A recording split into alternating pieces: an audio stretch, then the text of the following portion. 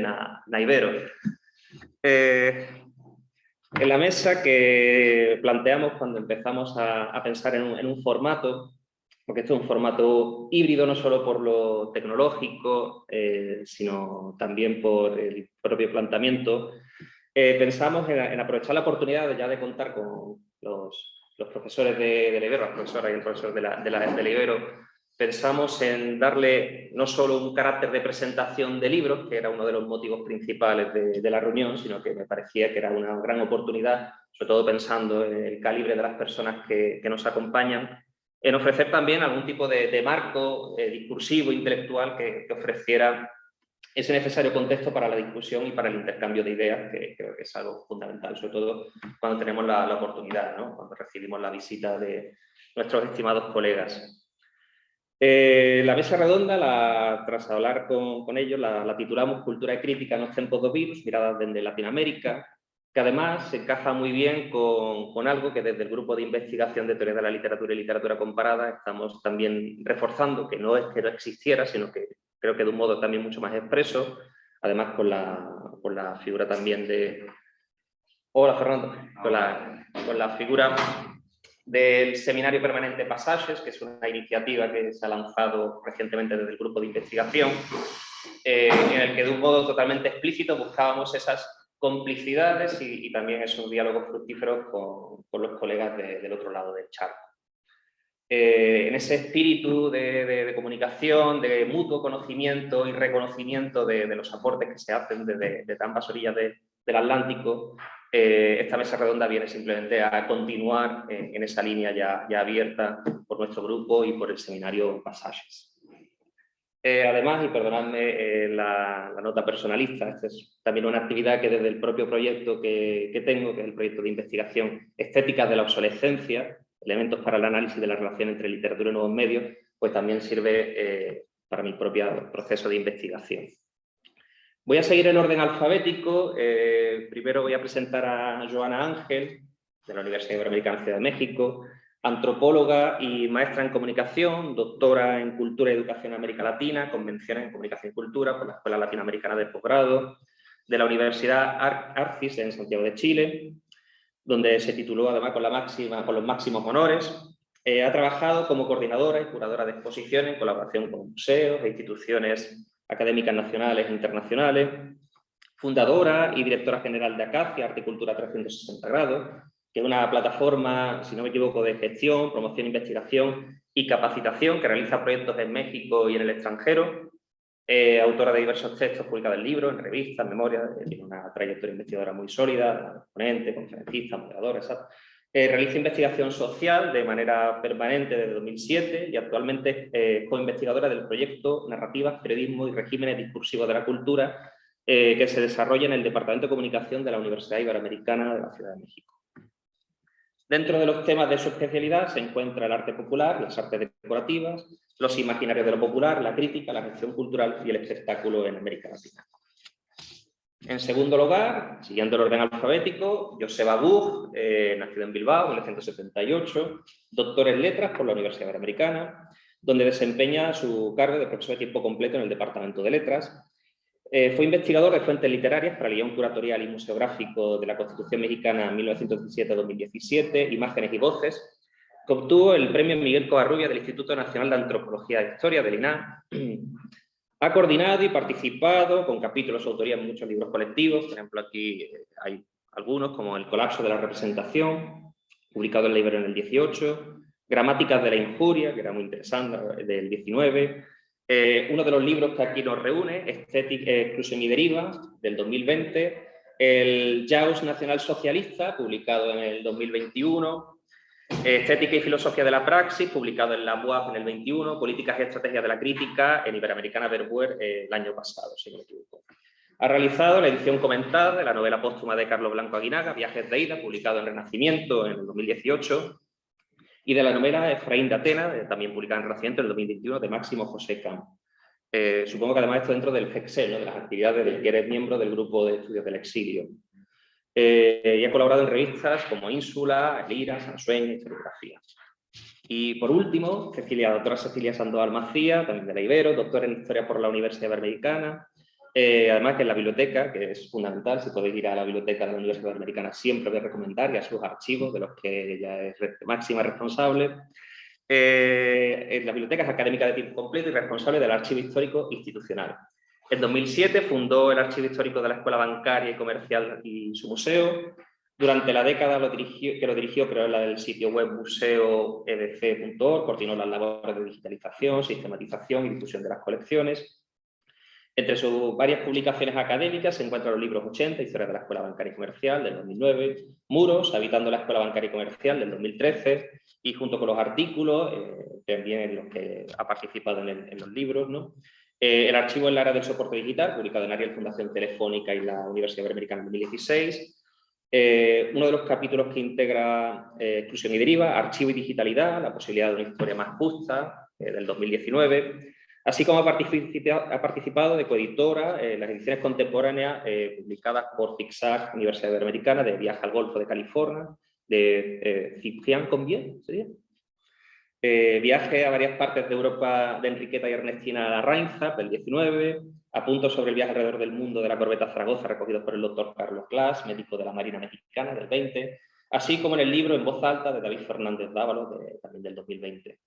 Y actualmente se encuentra preparando la edición digital de la historia de las carreras de la Universidad Iberoamericana, así como colabora en el diseño y la estrategia del proyecto de digitalización, sistematización de los archivos, ¿no? Los libros que nos reúnen, y vuelvo un poco a la idea de la estructura de este formato híbrido, son dos: Exclusión y Deriva, Dinámicas fronterizas de la digitalidad, publicada en Taurus, Fundación Telefónica, Universidad Iberoamericana en 2020, coordinado por Joana Ángel, que está en la pantalla, y por Josep Abud. Y también Inoculaciones, Comunicación Crítica y Pandemia, también publicado por Taurus, Fundación Telefónica, Universidad Iberoamericana Ciudad de México en 2021, coordinado por Joana Ángel y por Sergio Rodríguez Blanco. Y creo que un poco la idea, además de presentar estos libros, que de hecho, si no me equivoco, son de los más leídos y descargados de la propia Fundación Telefónica, si no recuerdo mal, que justo solo por detrás de Néstor García Canclini, ¿no? ¿Era? Sí, el anterior no es el que es el previsto, previsto, ¿verdad? El de 2016 que se lo descargaron, es el segundo más descargado de América Latina, después de uno de Néstor García Canclini. Y este, bueno, te va poco a poco intentando también, ¿no? Ya. Sí, ahí vamos. Lo cierto es que hemos tenido un impacto muchísimo mayor, afortunadamente, con este pues paso, ¿no? a la difusión digital de estos libros, muchísimo más allá del alcance que pudiéramos tener de manera tradicional desde la editorial universitaria como la conocíamos hasta hace un par de años. Eso es un hecho. Está claro que sin duda se resultan publicaciones muy relevantes, no solo para entender una coyuntura marcada por la digitalización, la datificación, la algoritmización de la vida, sino que esa reflexión ha sido anticipadora de muchas de las cuestiones que por la pandemia se están viendo entre esas dinámicas, ¿no? Y en este hilo de reflexión sobre pandemia y humanidades digitales me gustaría plantear unas preguntas, unos ejes, para que cada una, desde sus propias competencias y desde sus propias disciplinas, si quiere, pueda comentar, ¿no? Y quizá la primera cuestión, porque creo que también es transversal y toca las dos publicaciones, es si nos estamos encaminando, no sé si paradójicamente o inevitablemente, hacia un giro pandémico de las humanidades. Sí. Como queráis, es para los tres, vamos. Sí, a ver, lo cierto, y también así vamos contextualizando un poco lo de los libros, es que efectivamente la colaboración con Fundación Telefónica, que justamente lo que publica en América Latina, todo tiene que ver con la digitalidad, todo tiene que ver con la transición digital, la llamada transición digital, empezó en el año 2016, cuando hicimos el primer libro de todo esto, que fue Imprevisto, que es el que comento que fue como un gran éxito. Yo siento que fue un gran éxito porque era un libro muy entusiasta, siempre lo suelo decir yo, ¿no? Como un poco inserto en lo que podríamos llamar el paradigma noventero, la utopía hacker, ¿no? Es decir, nosotros veíamos ahí que con la narratividad digital había una posibilidad de desarrollar en términos estéticos, y no solo estéticos, sino epistemológicos, una de las promesas de la modernidad, que en cierto sentido es la democratización del conocimiento, ¿no? Y, por lo tanto, una especie de alteración de la idea de subjetividad que permitía que hubiera cambios fundamentales tanto en la idea del autor como del receptor, ¿no? Es decir, pasar a una recepción participativa, a una autoría en cadena, o sea, varias cuestiones que estaban ahí como, en vez de concebir al sujeto de una manera melancólica, como algo total, biografista, ¿no? En un sentido que yo creo que la modernidad más bien hereda de la tradición, desprenderse de la tradición y a través de la técnica desarrollar pues una suerte de democratización del conocimiento que se iba de la mano con otra de las promesas de la modernidad, que es pues la abundancia, ¿no? La abundancia también de esto y emancipación, ¿no? Abundancia de accesibilidad, ¿no? Y bueno, pues en fin, este segundo libro pues era ya mucho más desencantado. Es decir, se preguntaba en un momento prepandémico, ¿no? el asunto de por qué la digitalidad ha fallado. O sea, por qué ha seguido replicando todas las dinámicas de una estética tradicional, ¿no? Y de un archivo tradicional. Es decir, lejos de democratizar, al revés, lo que se ha hecho es vigilar, controlar, dominar, ¿no? Esto, cada vez hay más copyright, más... Entonces, sí, efectivamente, la pandemia vino a, ¿cómo podemos decir?, a corroborar este carácter anfibológico de la tecnología digital. Es decir, por un lado, falseó sí, un montón de información, de hecho llegamos al desastre casi absoluto, con un parón del sistema mundial, ¿no? Harari me acuerdo que hablaba, ¿no? De que a través de la información digital se podía haber previsto el efecto de la pandemia, ¿no? También el tema de la escasez hospitalaria, que al principio hubo, y todo ese tipo de cuestiones. Y pues finalmente lo que ocurrió es que hasta que no se desató una verdadera catástrofe, no entró la tecnología a intentar salvar. Ahora, ¿cómo entró a intentar salvar? Bueno, ese es el otro problema, ¿no? Que en Latinoamérica justo es un poco de lo que hablaba el texto de Joana, e incluso el tuyo, ¿no? Esto... a avatalizar la vida, ¿no? A crear una brecha digital que creó formas de vida absolutamente subalternas. Que, pues bueno, en México, digo, los censos oficiales hablan de 600.000 muertos, el censo total de población habla de 1.200.000 muertos, ¿sí? O sea, es una verdadera barbaridad. Y eso, bueno, fue porque mucha gente quedó precarizada por estar afuera de las formas que protegían la vida, que eran a través justo de la digitalidad, ¿no? Y bueno, en fin, aparte de que América Latina pues, tiene un vínculo especial, por lo que hablas en tu texto, ¿no? Que es el problema de que la digitalidad crea como la idea de una falsa virtualidad, es decir, lo supuestamente virtual se asienta sobre el extractivismo, ¿no? Sobre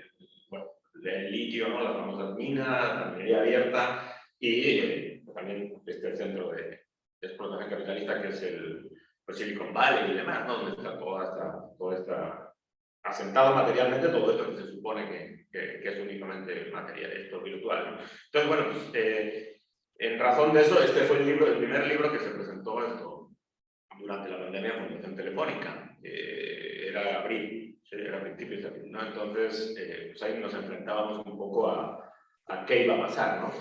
Claro, que sí tiene un carácter pues premonitorio, ¿sí? Premonitorio porque muchas de las cosas que se hablan ahí ya hablan más a profundidad, ¿no? Y ya me callo esto.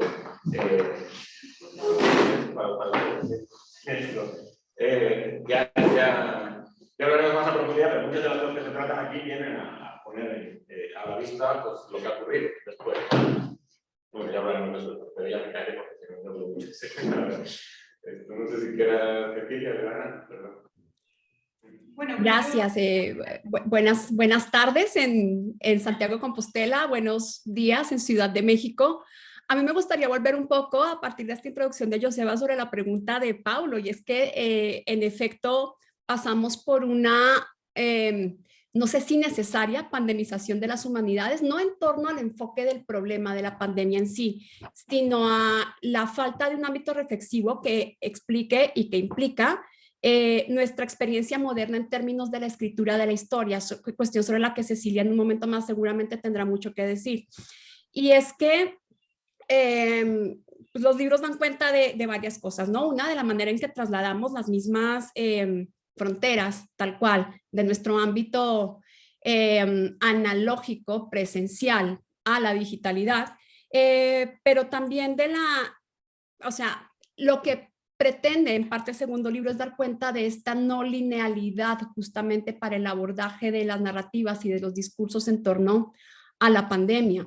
Es decir, parecía que fue la oportunidad perfecta para aseverar que estamos en una linealidad histórica y que seguimos escribiendo la contemporaneidad de la misma manera. Entonces, el libro lo que pretendía era un poco dislocar esa discursividad en torno a cómo nos narramos, a cómo nos discursivizamos en torno a la linealidad histórica tal cual. Y es que es imposible desde este punto de vista seguir pensando en una cuestión pues histórica, tal cual, tradicional, en términos de cómo nos narramos y de cómo nos escribimos como humanidad. Y es una de las cosas que se pasan tremendamente por alto y frecuentemente cuando se habla de digitalidad, de cultura digital y de las narrativas de la cultura digital.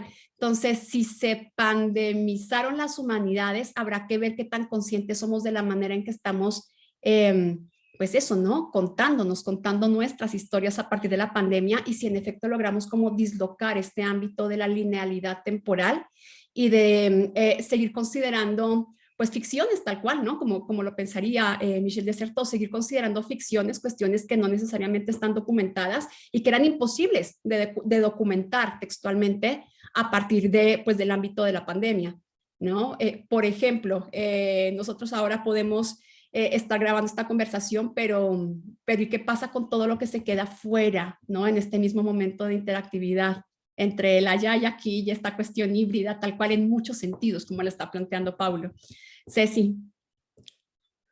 Bueno, pues a mí me parece también, retomando la pregunta de Pablo, que algo que es muy evidente es la aceleración de esta producción discursiva del pasado que se impacta por la digitalidad, ¿no?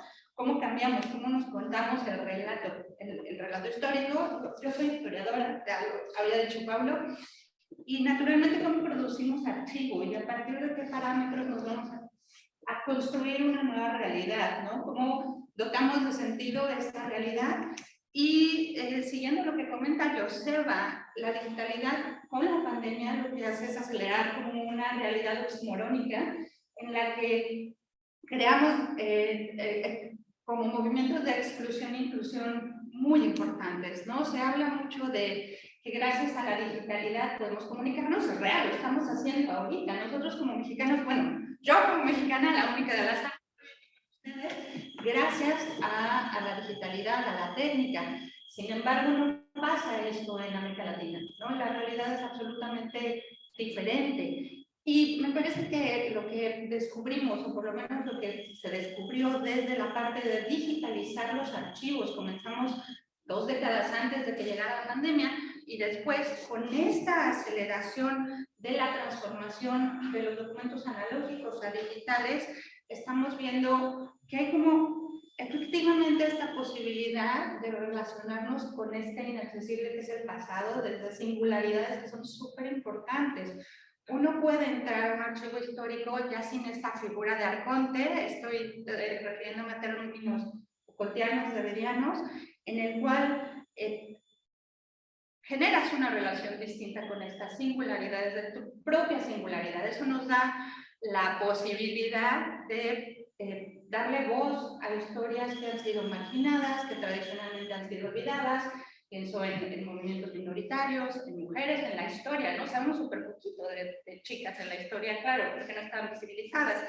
Pero ¿qué pasa con esta nueva producción discursiva del pasado? El problema es que si bien está esa oportunidad, seguimos replicando las mismas estructuras de dominación y de colonialidad, ¿no? Que de alguna manera se sigue produciendo esta América Latina en términos de negro y blanco, en términos de extrusión, en términos pues de muchísima pobreza que no se ve y que se oculta con las cifras, ¿no? En ese sentido, me parece que estamos obviando desde diferentes estructuras de poder estas posibilidades que están ahí. Y sin embargo siempre tenemos, como decía Joseba, estos hackers que de una u otra manera nos están evadiendo, ¿no? Como la fábula de la tortuga y la liebre, pero ahí está. Entonces me parece que esto es súper importante porque se polariza en un sentido absolutamente oximorónico que está potenciado y dado por la técnica. Esas reflexiones me llevan, tenía ahí dentro de este planteamiento lo típico de 1, 2, 3. La cuestión tercera me parece que ahora es más pertinente para el debate. Y es una triple relación que no solo es consonántica por su rima, sino que creo que es necesaria traer al debate, ¿no? Que es la colonialidad, la digitalidad y la viralidad. Tres vectores, tres ejes que también pueden estar articulando esta construcción que se está realizando, ¿no? Sí. Bueno, voy a contestar un poco desde el punto de vista latinoamericano, ¿no? A ver, o sea, y voy a decir mis concepciones un poco del tema de la modernidad y de la latinoamericanidad, que pueden ser, por supuesto, puestas en entredicho, y eso es como yo más o menos lo concibo, con base en cierto marco transdisciplinario que pasa por la economía, que pasa por la estética, que pasa por la técnica, por el tema de la tecnologización, ¿no? Y yo diría que las sociedades latinoamericanas son sociedades parcialmente tecnificadas, ¿sí? En tanto cuando tiene una relación compleja con la modernidad, ¿sí? O sea, el marco en el que se ha producido la modernidad con la experiencia moderna en América Latina es absolutamente diferencial a cómo se ha producido desde un punto de vista eurocentral.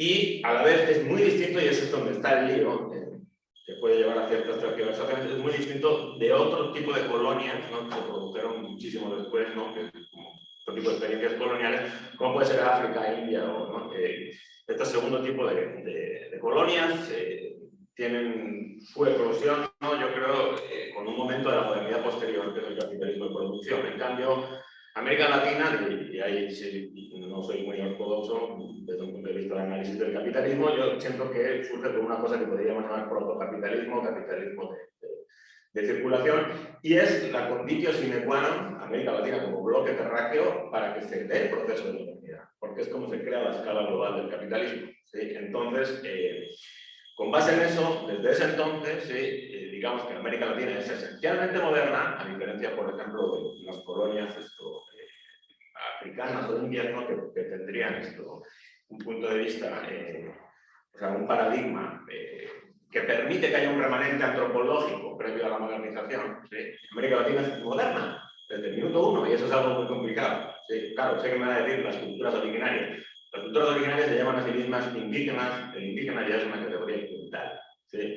Supraétnica, ¿sí? Que más bien habla de exclusión, de desplazamiento de tal, pero que une a pueblos que están desde los inuit hasta la tierra del fuego, los mapuches, ¿no? Entonces es una categoría ya moderna, ¿no? ¿Sí? O sea, el indígena, en términos de episteme, se autoconcibe de una forma ya moderna, ¿no? Incluso yo diría que es una categoría teológica, ¿no? Una discusión sobre la naturaleza del alma y demás.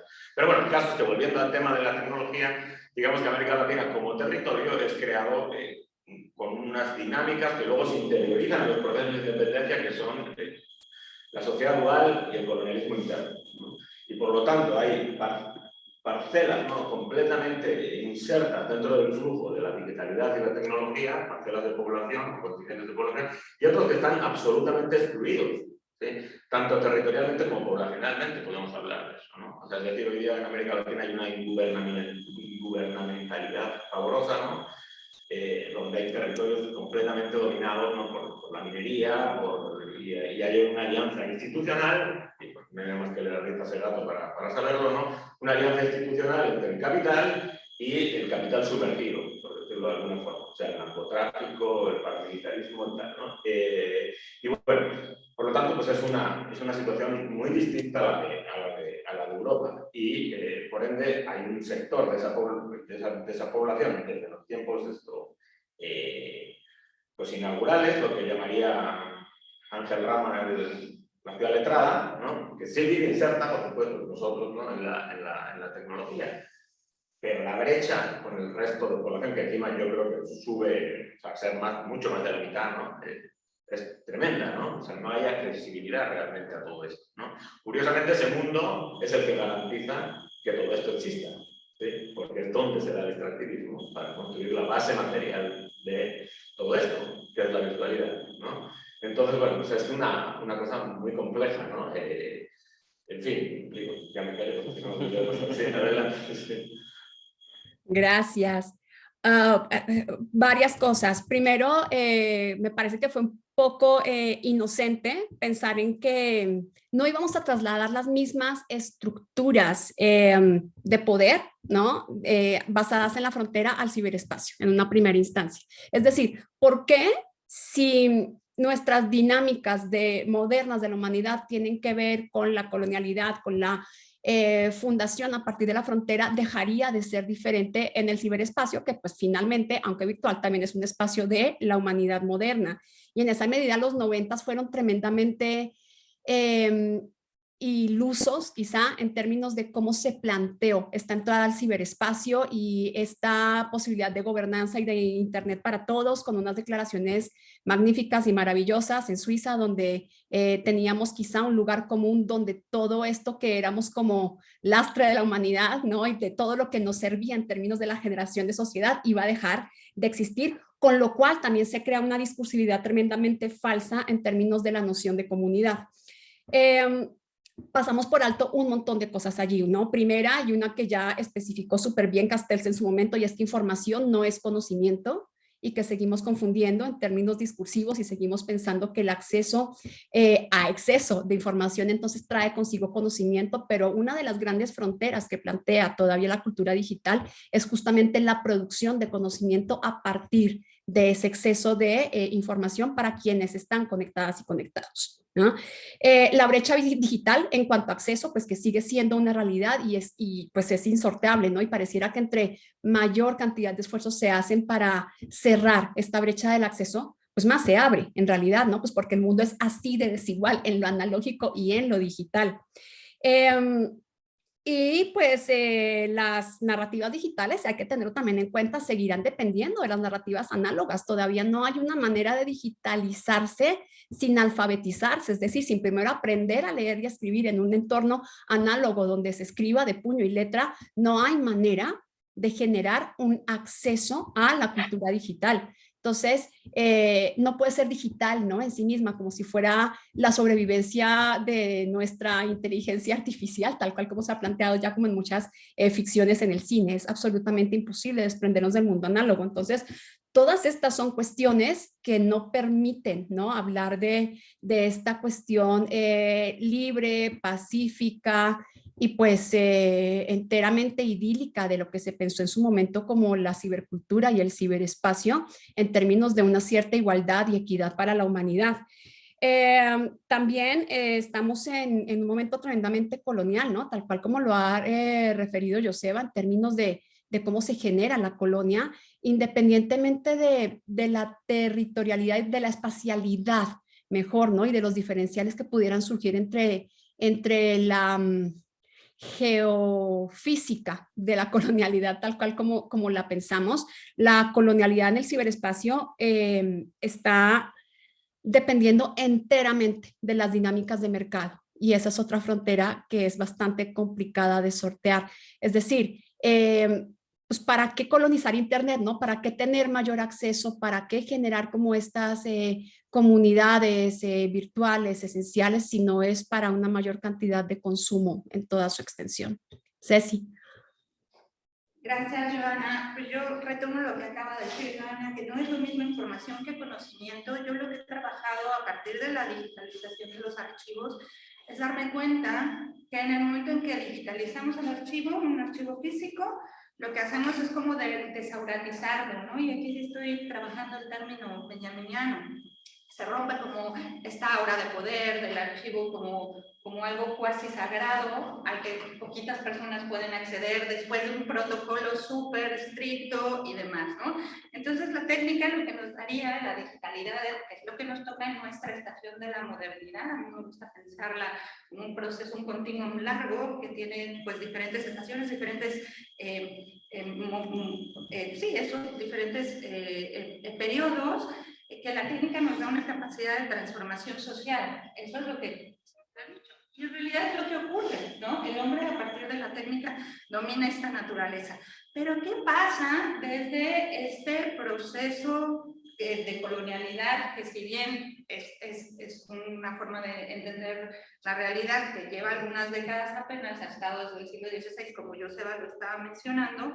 ¿Qué pasa cuando esta transformación social lo único que hace es reproducir una y otra vez estos procesos de dominación, ¿no? En donde, pues desgraciadamente, América Latina sí queda como un mercado en el cual pues hay extractivismo, hay mano de obra baratísima, materiales primas, y lo que ocurre, ¿no? No nos es ajeno a ninguno de nosotros. Y un poco tomando la propuesta de Pablo de la viralización, en uno de los textos del libro que tienen ustedes en las manos, el de Sergio Rodríguez Blanco, él acuña el término de propagabilidad, que se trata de cuando viralizamos un conocimiento y está ya condicionado a generar información que es basura y que se sigue replicando una y otra vez. Entonces, si esa información, esa propagabilidad de conceptos pues, realmente nocivos y conceptos falsos se reproduce a partir de la colonialidad, pues bueno, la tenemos, ¿no? Ahora, por ejemplo, con el COVID, todos tuvimos que dar clases vía Zoom, o tomamos o participamos en conferencias de esta naturaleza. Y la pregunta es muy sencilla: ¿qué pasa con la gente que no tiene conexión a Internet? ¿No? Yo hablaba ayer con Pablo, también nos decían, ten tu distancia de 1,5 metros y lávate las manos. ¿Qué pasa si en tu población no hay agua potable? ¿Qué hacemos? ¿No? Y si tenemos este tipo de mensajes que se están propagando, como por ejemplo es el juicio de Johnny Depp y Amber Heard, que es lo más importante en esta temporalidad, pues vamos a darnos cuenta que estamos generando información, viralizando información que es basura, ¿no? En lugar de información que nos genere algún tipo de sentido de la realidad que nos permita movernos hacia otro lugar. Entonces, eso sería. Y hay que aclarar que nosotros estuvimos vía remota dando clase hasta ahora, hasta enero. Sí, o sea, es decir, yo creo que ustedes no, porque yo ya estaba viniendo a Barcelona desde mucho antes de ir a las clases presenciales, ¿no? En España, pero en México pues estamos apenas encerrados, ¿no?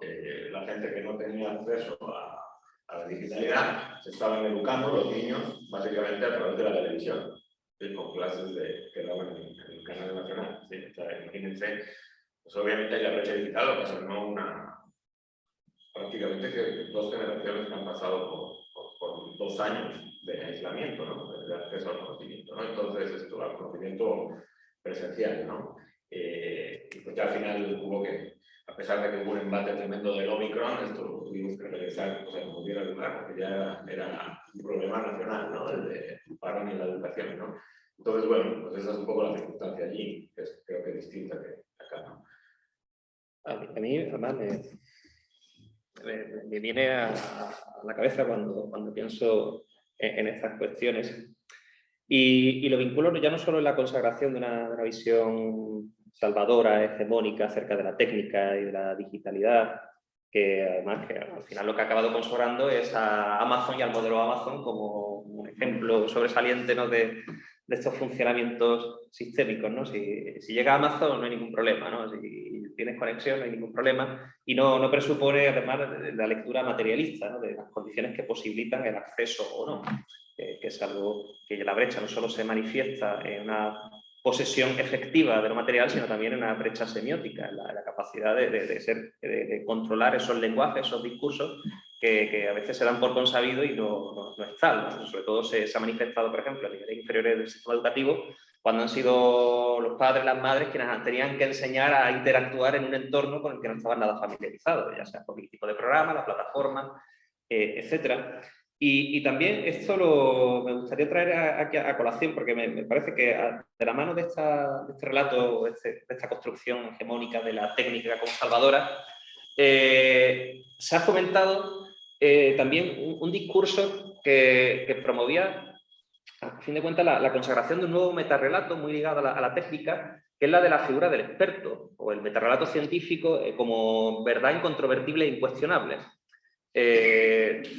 Porque ya no solo ha sido la producción, la saturación, la infoxicación, ni la producción masiva de basura, ni una memeficación de la sociedad, ¿no? Como manera de combatir el horror vacui a través de la hiperproducción semiótica, sino también la falta de cuestionamiento crítico o la neutralización de cualquier conato de discurso crítico, siempre llevado a la figura del experto o a la figura de la ciencia. De algún modo se ha regresado a una visión casi ilustrada de la ciencia o de la verdad científica.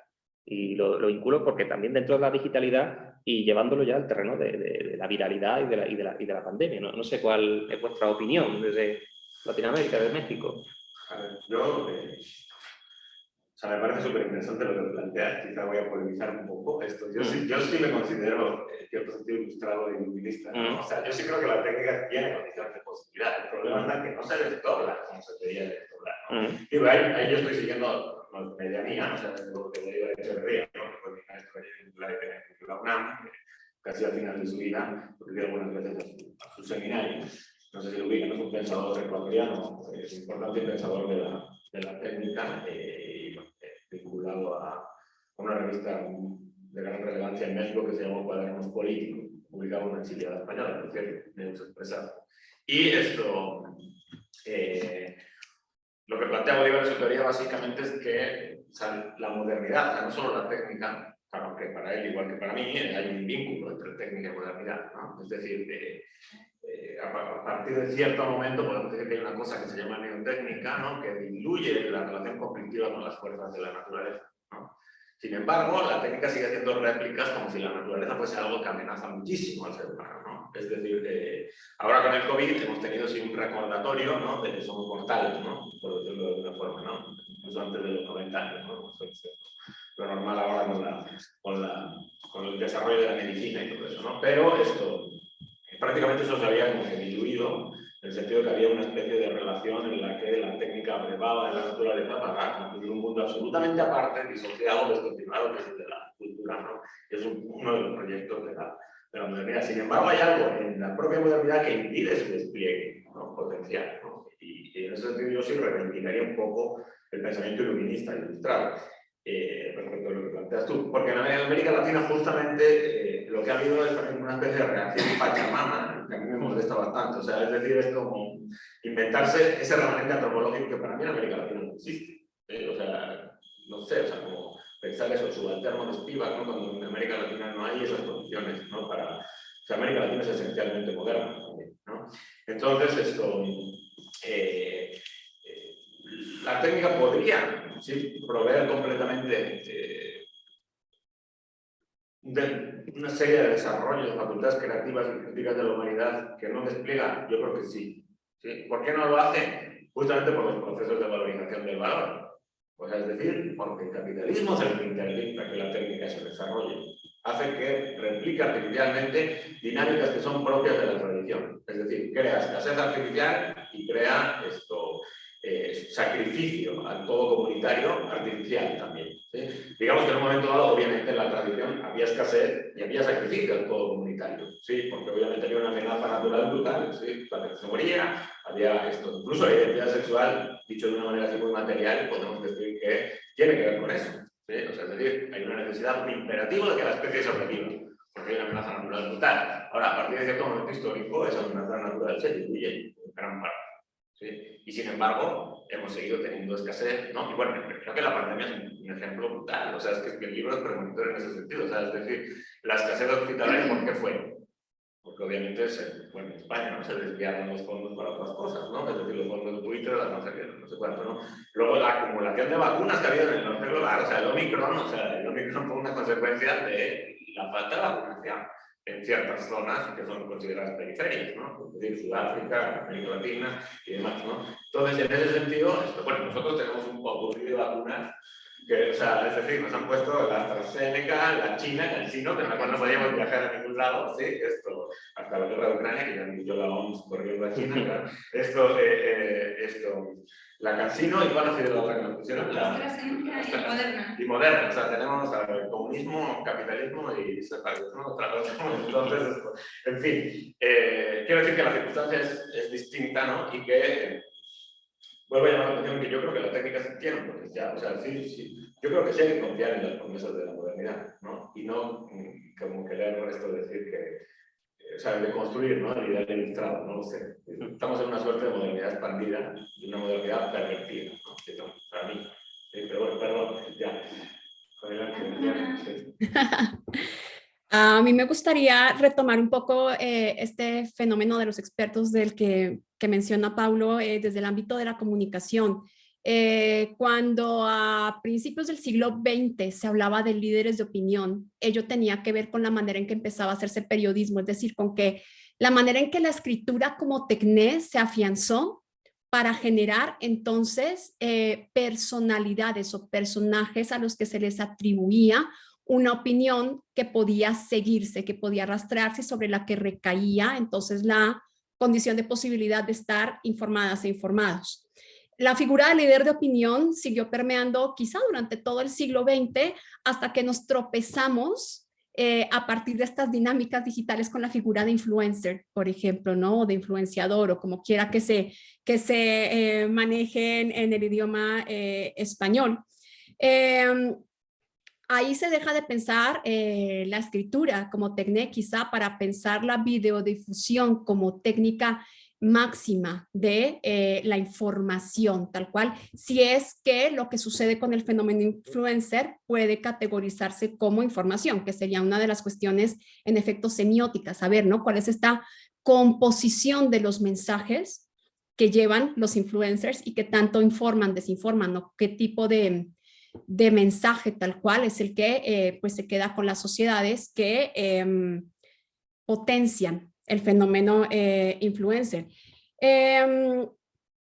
Habrá que pensar también en una cuestión imagenológica de la digitalidad, por ejemplo, en torno a la pandemia, cuando nos dimos cuenta que por lo menos en América Latina carecíamos y seguimos careciendo de un periodismo informante e informado en términos de salud y en términos de lo que pasa, ¿no? Con estos fenómenos epidémicos y pandémicos, que se reemplazó tajantemente en los medios de toda naturaleza, con una súper fuerte imagenología del virus. Creo que nunca antes la humanidad tuvo acceso a imágenes tan detalladas, coloreadas y perfeccionadas de cómo entender, ¿no? Este coronavirus SARS-CoV-2 mediante una imagen aprehensiva como tal.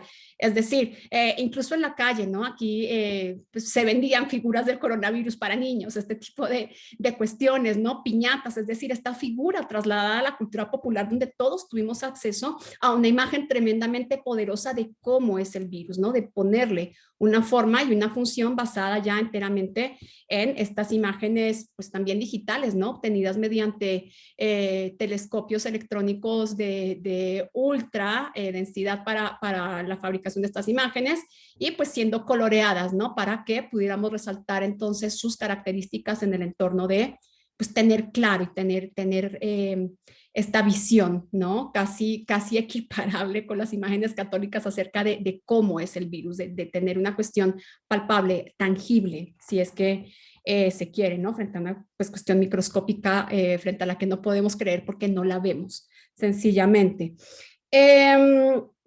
Entonces, insisto, habrá que ver desde una posibilidad de cierta comunicación crítica, que es el término que enunciamos en el libro amarillo que tienen ahí encima, pues que habla de ello, ¿no? De comunicación crítica y pandemia, tal cual, acerca de cómo evidenciar estas falacias en torno a el sentido de la comunicación que se da durante la pandemia, no solo, como ya lo mencioné, en términos de la linealidad narrativa de la humanidad, sino también en torno a esta cuestión discursiva que permea en torno a la cantidad de información disponible, pero también cómo se aprende todo eso que se ve, se dice, se narra ya en manos de otra figura ponderada que es la del influencer que viene, insisto, a reemplazar a la del líder de opinión, ¿no? Y pues también ver cómo se recolocan, pues más allá de las humanidades, como mencionaba Paulo,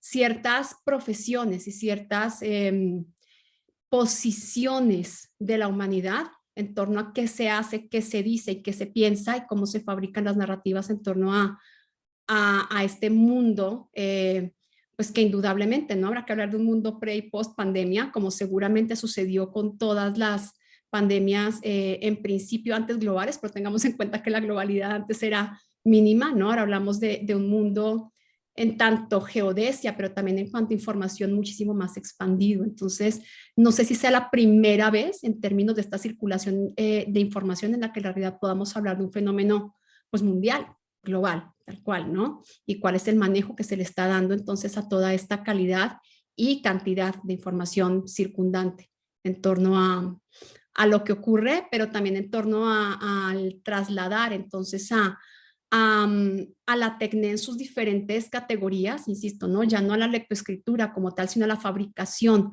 constante de imágenes mediante tecnologías digitales, estas posibilidades narrativas de nuestra historia moderna. Ceci. Claro, pues otra vez tomo tu idea y yo pregunto, ¿qué tipo de memoria queremos recordar de la pandemia? ¿No? Y les comparto, yo como archivista, un historiador archivista, conozco la Declaración Universal de los Archivos que está vigente desde 2011 y tiene objetivos muy ambiciosos que nos hablan como de transparencia, como de bienestar social para todos, a partir de la accesibilidad a la memoria, a la historia, ¿no? Que cada pueblo pueda reconocerse y naturalmente se habla de democracia y de avances sociales. Ahora que empezó la pandemia, en México nos confinamos en marzo de 2020, perdón, la UNESCO lanza a través de la ICA, que es el Consejo Internacional de Archivos, pide que todas las instituciones que tengan acceso a la creación, que está diciendo un poco Joana, de narrativas y de información, empecemos a archivar, ¿no? Eso me parece muy bien y creo que tenemos ahora una cantidad de datos impresionantes sobre la pandemia que nos permite tomar decisiones y demás. Entonces quiero dejar esa idea un momentito ahí suspendida para retomar lo que Pablo nos propone, ¿no? Esta atomización del conocimiento y esta enunciación de la verdad a partir del cientificismo de alguna manera, ¿no? Yo coincido un poco con Joseba, pero me voy a contradecir porque en México trabajamos un término que es el de neopositivismo. Cuando pensamos que la verdad es igual a documento, o el documento es igual a verdad y es inamovible, es monolítica y es como tienen que ser las cosas. De hecho, quien enuncia el término o acuña el término neopositivismo en México es Ramón Iglesias, que también es un exiliado, ¿no? Y me decías que es gallego, ¿no? Entonces llega y empieza a darse cuenta que hay una equiparación a documento verdad, a narración verdad, que es profundamente vulgar. ¿Y qué es lo que está pasando en la historiografía? Desgraciadamente lo que en todo el mundo, en México ocurre muchísimo, una historiografía neopositivista que vulgariza los sucesos. Entonces, retomando la pregunta de cómo queremos recordar la pandemia, desde qué academias estamos narrando estos sucesos, desde dónde producimos el conocimiento, y pues me parece que en muchos sentidos es lamentable que sigamos pensando técnica, cientificismo o ciencia a verdad, ¿no? En este sentido, pues son verdades monolíticas que terminan siendo absolutamente falsas porque no admiten otra lectura. Y pienso que ya en este momento tendremos que ser mucho más transdisciplinares. El atomizar el conocimiento probablemente funcionó en el siglo XIX, pero ahora nos deja profundamente inválidos, ¿no? Y miopes ante realidades de esta naturaleza que podrían atacarse o podrían solventarse desde diferentes posturas si fuéramos un poco más abiertos y si dislocáramos la potestad de la palabra verdad, ¿no? Si lográsemos como escapar de este neopositivismo que lo que hace sistemáticamente es reorganizar estos discursos, estas producciones narrativas, ¿no? Sean digitales, sean como sean. Entonces, a mí me gustaría ver mucho cómo vamos a recordar la pandemia. Estamos todavía muy cerquita, ¿no? En muchos lugares aún no se ha salido. ¿Y cuál es el archivo que estamos construyendo? ¿Cuál es esa producción de sentido que estamos haciendo en derredor de la pandemia? Que me parece que es atomizada, cientificista, y con el término que les propongo ahorita que es neopositiva. Y tendríamos que estar viéndolo de otra manera. Yo creo que justamente los dos libros que habéis publicado pueden suponer, ¿no?, un ejercicio justamente de un pensar situado, ¿no?, de una manera también de localizar y cuestionar también esas fuentes del conocimiento, porque por lo menos yo he leído las dos obras, en una de hecho participo y creo que hay una visión crítica necesaria acerca de fenómenos que la pandemia ha venido a exacerbar de un modo muy claro, ¿no? Eran dinámicas que estaban ya instaladas y que ahora mismo se están viendo potenciadas. no sé si os parece un buen momento para hablar, presentar un poco los libros, y si os parece bien, y luego dar paso a preguntas o a comentarios que quieran hacer aquí los presentes. Sí, pues como queráis, en el orden que queráis. Sí. Vale, pues gracias.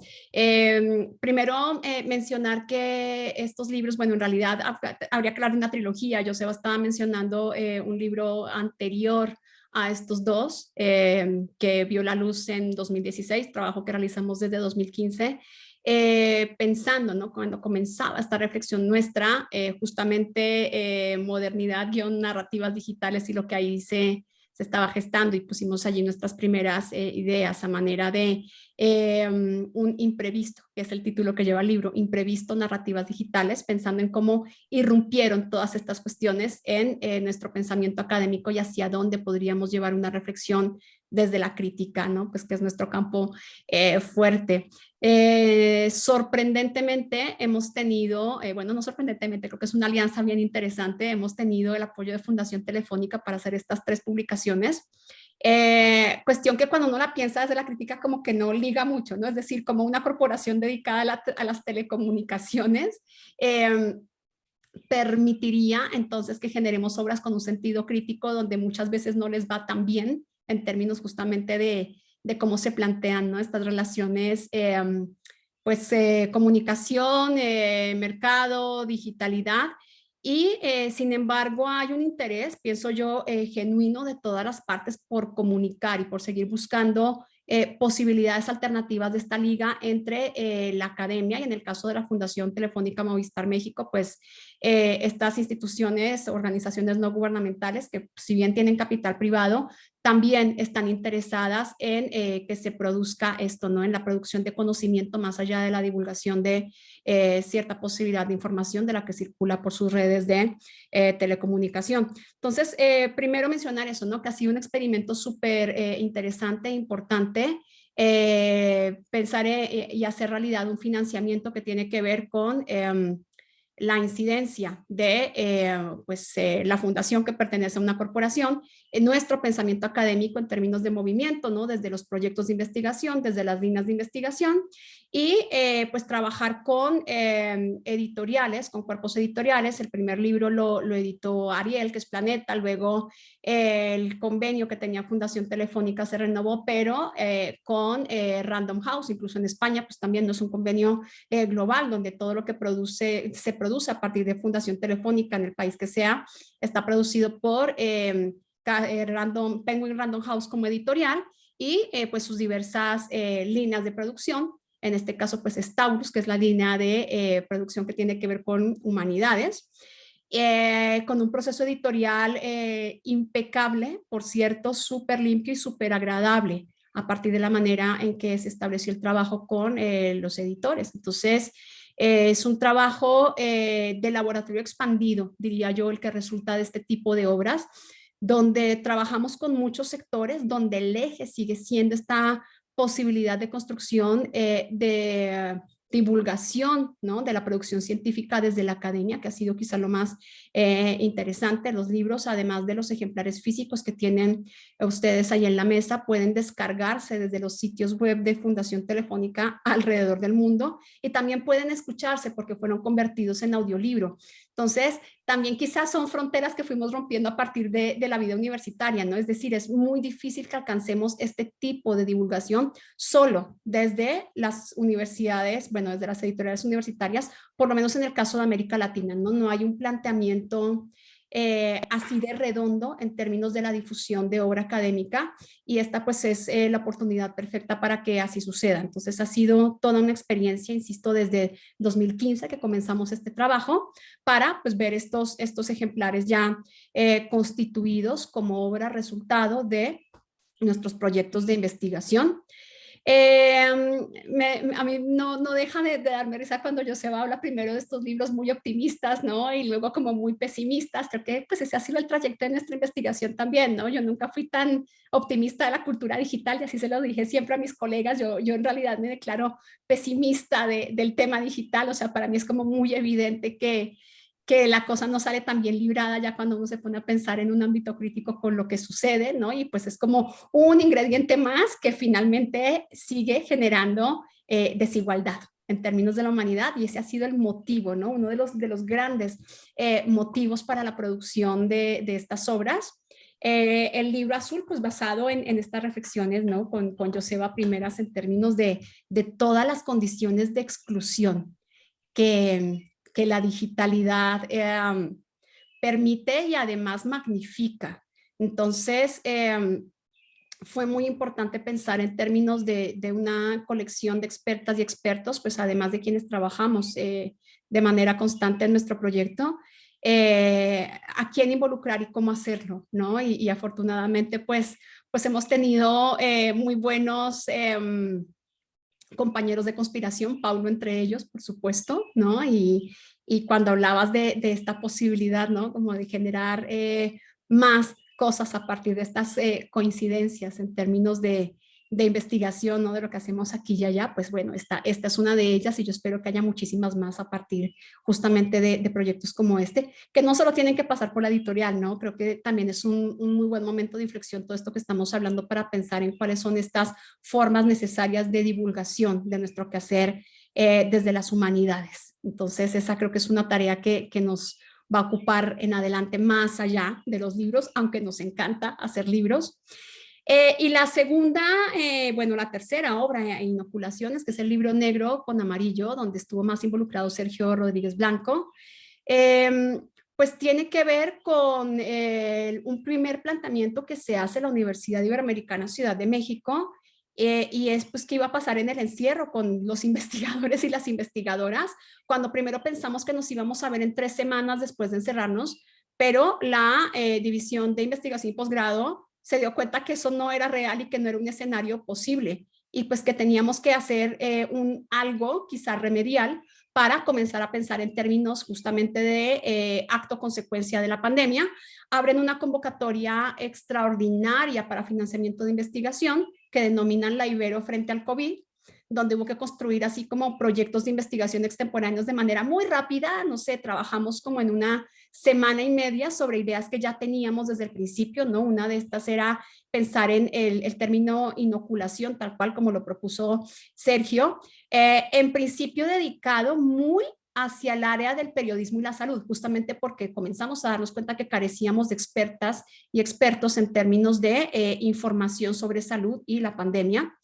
Pero nos dimos cuenta que no era suficiente solo con esta vertiente que pretendíamos al principio, como de capacitar en términos periodísticos a expertos y expertas en salud. De ahí surge más bien hablar y de comenzar, ¿no?, a plantearnos un poco más en forma este término de comunicación crítica y comenzar a trabajar, como siempre lo hemos hecho, más a manera de laboratorio de proyectos. Este libro surge de una serie de masterclasses que se impartieron llamando justamente a un pool de expertos y en parte patrocinadas por Fundación Telefónica, ¿no? Pues porque la partida presupuestal de la universidad era realmente escasa para lo que queríamos hacer. Y nos dimos cuenta que tampoco era suficiente, entonces llamamos a quienes participaron primero como audiencias en estas masterclasses para poder ampliar el laboratorio de proyectos y que nos propusieran entonces otras formas de aprender esto que estaba ocurriendo en términos de la comunicación en torno a la pandemia.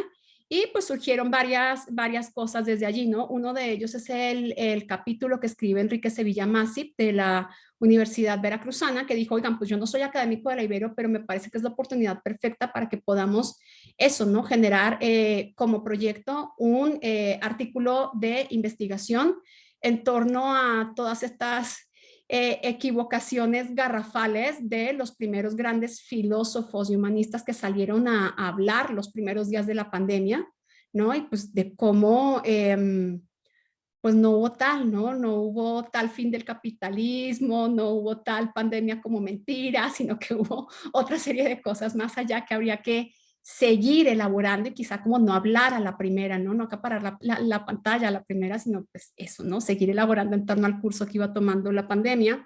Tuvimos otro proyecto junto a este que se desarrolló con los estudiantes de la preparatoria, de la Universidad Iberoamericana, ¿no? Como el bachillerato, antes de ingresar a la universidad, donde se puso más énfasis en torno a los procesos pues personales, profesionales de los educadores, de las chicas y de los chicos y de cómo lo estaban viviendo, ¿no? En diferentes aristas justamente de la brecha digital.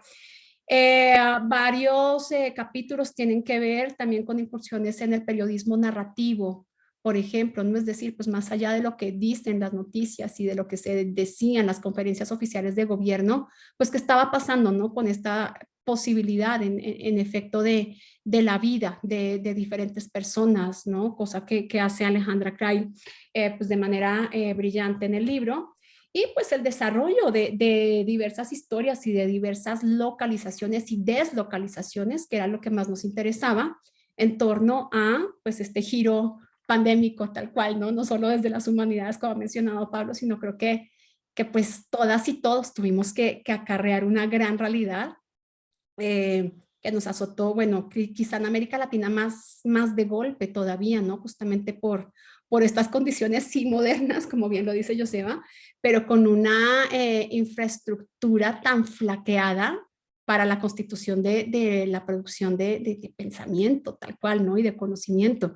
Entonces, pues finalmente eso, yo resumiría así estas dos obras, exclusión y deriva, dinámicas fronterizas de la digitalidad, de inoculaciones, comunicación crítica y pandemia, y sin dejar de resaltar eso, ¿no? Que hemos tenido grandísimos cómplices, afortunadamente, para que estas cosas sucedan y esperemos que sigan sucediendo.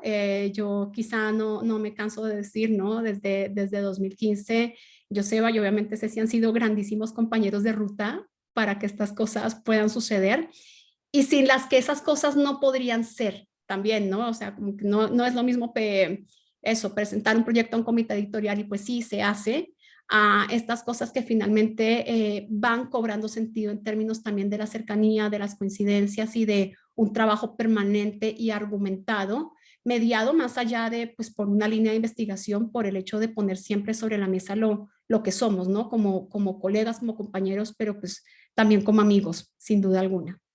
Eso, gracias, Joseba, Ceci.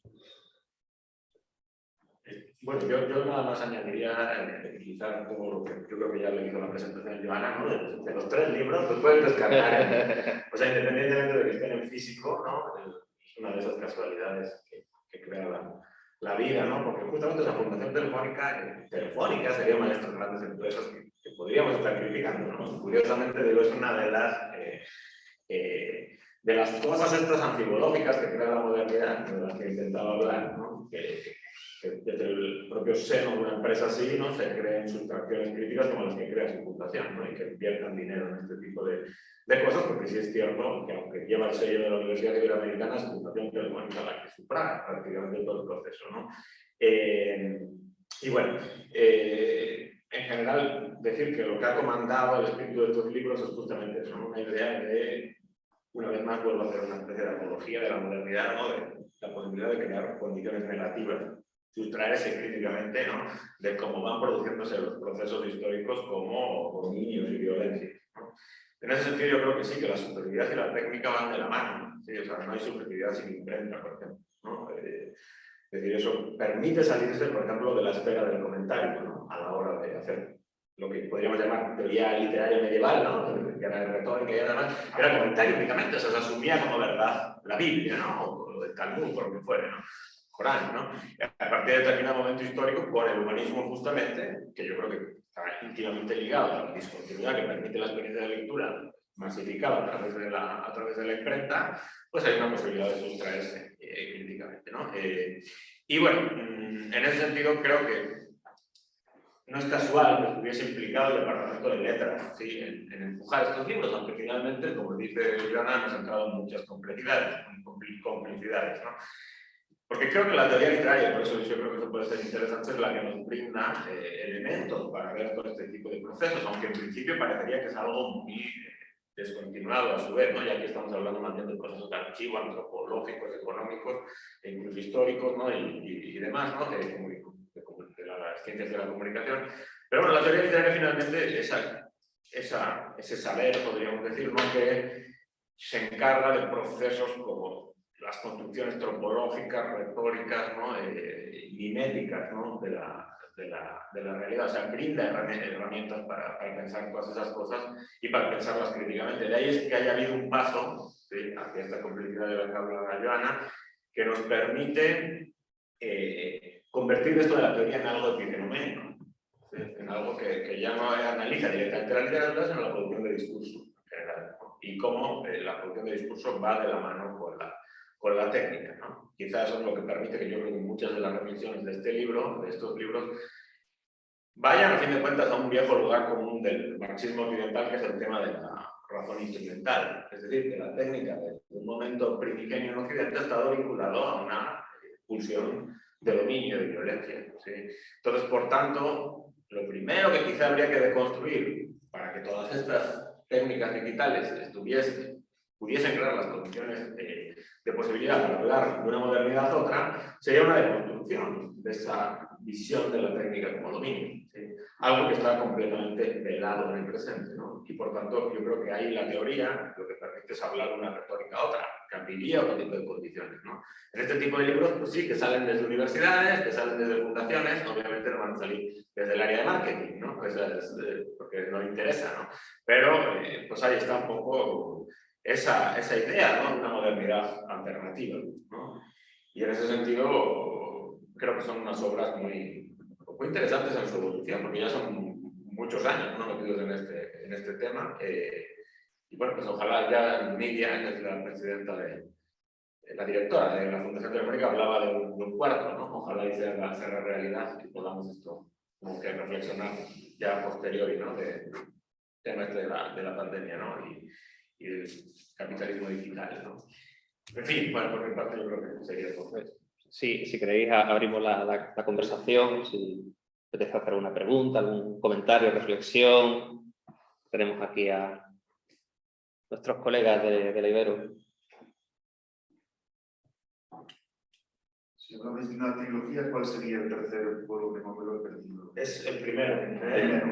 Se llama Imprevisto, narrativas digitales, y está en la página de la Fundación Telefónica, y ustedes están ahí todos los tres, y se descargan en PDF, o sea, lo pueden descargar en el teléfono, ¿no? No hace falta tenerlos físicos, ¿no? Sí. Nosotros nos conocimos cuando hice yo la presentación de ese libro en Puebla. En Puebla, exactamente, en marzo de 2017.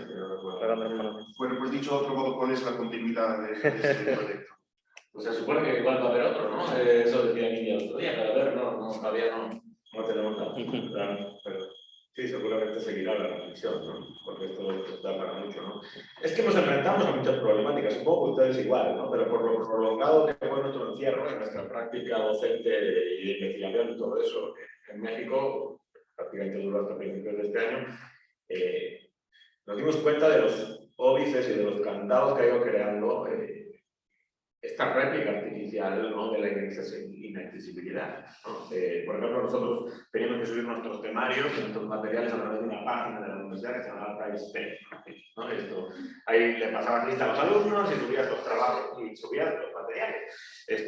Bueno, había demandas de copyright a aquel que subió un libro, por ejemplo, ¿no? Entonces no podíamos, teníamos que buscar uno de los textos que justamente hablaba de eso, una forma todavía de sustracción crítica de las instrumentaciones de dominio que se están dando dentro de la digitalidad, que es la piratería. O sea, mandábamos por WhatsApp, como de Deep Web, prácticamente los materiales, porque no había otra forma de comunicarnos con los alumnos. Porque si lo hacíamos a través de la página oficial, te caía como dicen en México, te caía el chavito, ¿cómo se dice? Que te caía la poli, ¿no? Con una demanda y te metías en un lío con el público de la universidad, ¿no? Entonces, o sea, ahí se empezó a ver cómo se ha ido colonizando todo este espacio, ¿no? Al servicio de ciertas cosas, ¿no? Entonces, bueno, supongo que vendrán reflexiones de eso necesariamente, porque ha sido una experiencia muy larga ¿no? Y muy pesada, ¿no? Muy dura, ¿no? Ahora la vuelta está haciendo otra experiencia dura también, pero bueno, sí.